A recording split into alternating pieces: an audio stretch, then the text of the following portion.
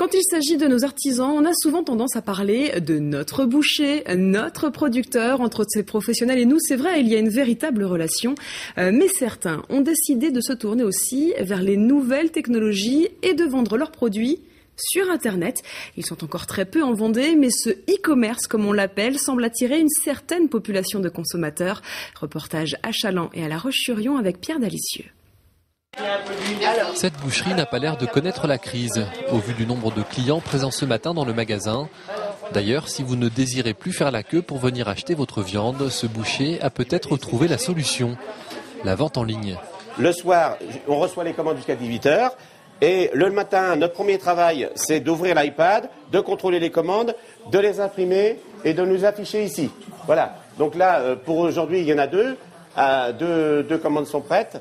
Donc, elles sont disponibles à partir de 9h du matin. Et voilà, la commande prépayée est prête à être remise à cette cliente, plutôt contente de passer devant tout le monde. On n'a pas d'attente et puis on vient chercher notre commande et puis on la prend. C'est plus facile, oui. Et si ça marche, c'est parce qu'ici on peut commander ce qu'on veut sans être obligé de commander en gros. Un concept qui intéresse car 50% des clients qui achètent sur ce site sont des clients qui n'avaient jamais mis les pieds ici. On ne veut pas passer dans l'industrie en fait. Nous, on veut rester artisanal et avec une approche très très personnelle des clients. C'est pour ça que vous verrez sur notre site, nos découpes sont faites comme si les clients étaient au magasin. Une idée qui apparemment fait des petits. Ici aussi, on a décidé de ne plus se contenter uniquement de la boutique.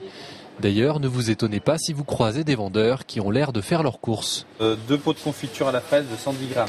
On a le panier, voilà, c'est comme si on était à la place du client.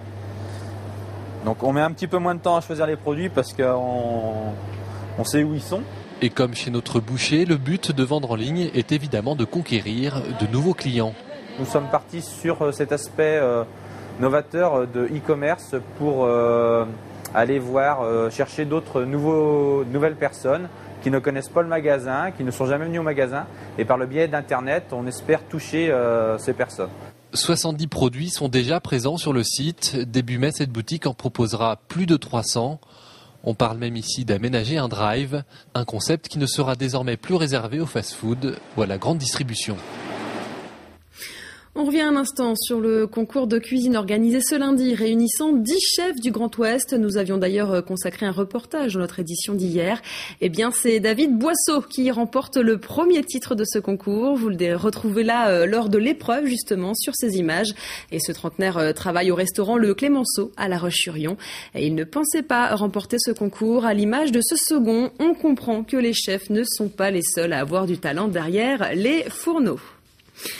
Et on le disait hier, décidément en ce moment, la gastronomie et les produits vendéens sont passés au crible. Après la meilleure baguette de tradition, la Fédération des boulangers vient de décerner le titre du meilleur jeune boulanger et du meilleur vendeur en Vendée. Et les 2 apprentis qui ont remporté ces trophées viennent du centre de formation de l'Esfora à La Roche. Il s'agit donc d'Alexis Hériteau qui travaille à Chauchet et de la jeune Myriam Elouard qui est vendeuse dans une boulangerie de La Roche-sur-Yon.